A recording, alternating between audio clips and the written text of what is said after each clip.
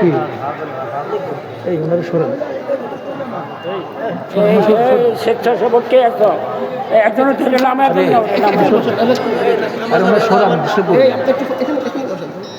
আরে ওনার সরেন না ও উঠলো কেন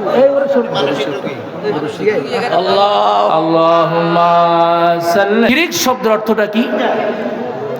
শিরিক অর্থ হলো আইয়াজআলাল ইনসান মাআল্লাহি লিআহাদিন লা ইয়াকুনু ইল্লাল্লাহ, আল্লাহর সাথে এমন কিছু বিষয়কে সাব্যস্ত করা যেই বিষয়গুলো আল্লাহ ছাড়া অন্য কারো মধ্যে থাকতে পারে না। কথা বুঝে আসছে? ওই বৈশিষ্ট্যগুলো একমাত্র থাকতে পারে কার কাছে? আল্লাহর কাছে।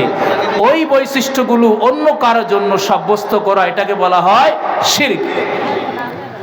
আল্লাহর এই জমিনের মধ্যে একজন বুজুর্গ বান্দা ছিলেন যাকে বলা হতো হযরত লুকমান আলাইহিস সালাম। এই লুকমান আলাইহিস সালাম তিনি হযরত আইয়ুব আলাইহিস সালামের খালাতো ভাই ছিলেন। কে ছিলেন? হযরত আইয়ুব আলাইহিস সালামের খালাতো ভাই। তিনি এই জমিনে 1000 বছর হায়াত পেয়েছেন। তাফসীর ইবনে কাসিরের মধ্যে এসেছে, আল্লামা ইমাদউদ্দিন ইবনে কাসির রহমতুল্লাহ আলাই তিনি রওয়ায়াত করেন, হযরত লুকমান আলাইহিস সালামকে প্রশ্ন করা হলো, হে লুকমান, আপনি এত মহাজ্ঞানী মহাপণ্ডিত, আপনার ভেলায়েত গ্রহণ করার কারণটা কি? হযরত লুকমান আলাইহিস সালাম বললেন, দেখো, আল্লাহ পাক আমাকে ইখতিয়ার দিয়েছিলেন যে লুকমান, তুমি চাইলে নবুয়ত গ্রহণ করতে পারো, আবার তুমি চাইলে ভেলায়েতও গ্রহণ করতে পারো। সুবহানাল্লাহ কন্যা। তখন হযরত লুকমান আলাইহিস সালাম তিনি নবুয়ত গ্রহণ না করে ভেলায়েত গ্রহণ করেছেন। লুকমান আলাইহিস সালামকে প্রশ্ন করা হলো, আপনি নবুয়ত গ্রহণ না করে ভেলায়েত কেন গ্রহণ করেছেন? তখন লুকমান আলাইহিস সালাম বললেন, আল্লাহ পাক যদি আমাকে স্বেচ্ছায় নবুয়ত দিতেন আমি গ্রহণ করতাম, যেহেতু আমাকে স্বেচ্ছায় দেয় নাই, আমাকে এখতিয়ার দেওয়া হয়েছিল।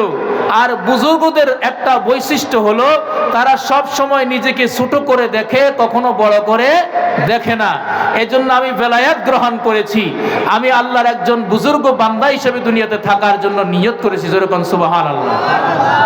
এই লুকমান আলাইহিস সালাম তিনি তার সন্তানকে জীবনমুখী দুনিয়াতে শান্তি আখিরাতে নাজাতের জন্য এমন কিছুগুলো উপদেশ নসিহত করেছেন যেগুলো পবিত্র কোরআনে কারিমে আল্লাহ রাব্বুল আলামিন এমন ভাবে দিয়ে দিয়েছেন, কিয়ামত হবে লুকমান আলাইহিস সালামের এই উপদেশগুলো নিচ্ছিন্ন হবে না, লৌহে মাহফুজের মধ্যে সেগুলো সংরক্ষিত রয়েছে। যেরকম সুবহানাল্লাহ। এই লুকমান আলাইহিস সালাম তার সন্তানকে যে উপদেশগুলো দিয়েছেন, সমস্ত উপদেশগুলো 4 শ্রেণীতে ভাগ করা যায়। কয় শ্রেণীতে? 4 শ্রেণীতে। 1 নাম্বার উপদেশ হলো তিনি ঈমান সংশোধন সম্পর্কে, ঈমান সম্পর্কে তার সন্তান